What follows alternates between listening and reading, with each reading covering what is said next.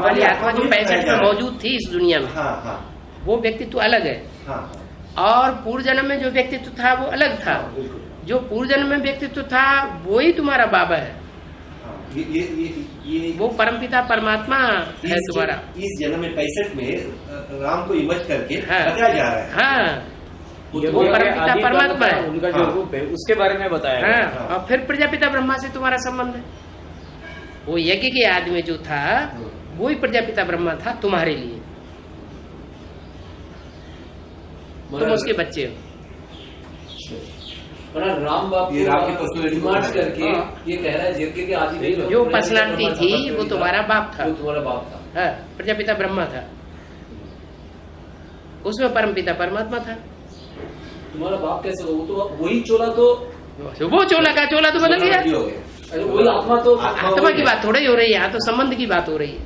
संबंध तो आत्मा का होता, आत्मा से होता है, या साकार शरीर का साकार शरीर जाके संबंध होता है। तो राम वाली आत्मा के लिए बाप कौन है? तो प्रजापिता यज्ञ की आत्मा वाला पहली तो है। जो भी ब्रह्मा कुमारी बनते हैं उनके लिए आदिकाल पहले से आ रहा है कि ये काम एक का ही है और हमारा काम है कैसे सुनना। कैसे सुनना काम नहीं है। देखो, सुनने से वर्षा नहीं मिलेगा, समझने से भी नहीं मिलेगा। सुनने के बाद समझना, और समझने के बाद अपने जीवन, प्रैक्टिकल जीवन में धारण कर लेना। हाँ जी, हम ये कहना चाहते हैं और आज तक इसका अर्थ लगा रहे। ये मोरेश्वर भाई की हालत है जिसको हम समझते हैं कि बाबा के बाद कुछ हद तक इनको अच्छी टचिंग होगी, क्योंकि किसी ने इसके ऊपर रिसर्च किया नहीं, कोई अर्थ बताने। हम तो कोई एक बच्चा नजर में नहीं आ रहा है, समझ रहा है। फिर भी नंबरवार स्टडी, ज्ञान में बुद्धि लगाने से पाप कर्म नहीं बनते।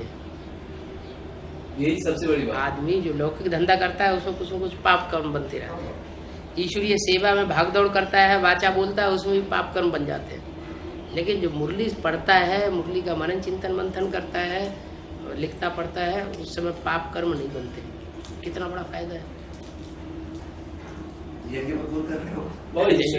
नंबर वन कर तो रहे कुछ नहीं, बहुत है ऐसे जो कर रहे हैं। और इसीलिए सेवा में भागदौड़ करेगा तो भी पाप कर्म बनता है। हाँ, पाप कर्म बनता है। भागदौड़ करे, कम से कम कीड़े मकोड़े तो मारो पाँव के नीचे ला करके।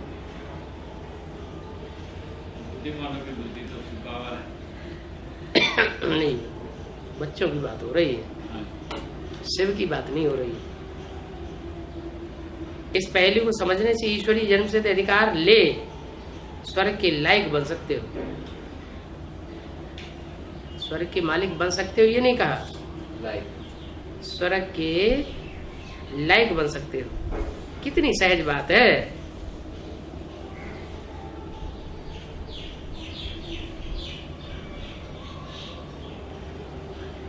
आपने लिखा है लेकिन ब्रैकेट लगाना भूल गए। आपने थोड़ा सा इशारा दिया कि राम को इमर्ज करके बोला है, पूछा है, ये बात तो सही है।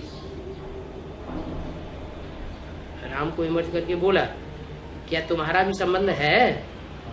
तो है, लेकिन किससे संबंध है? अब थोड़ा बुद्धि और थोड़ी गहराई जाती तो आ सकती।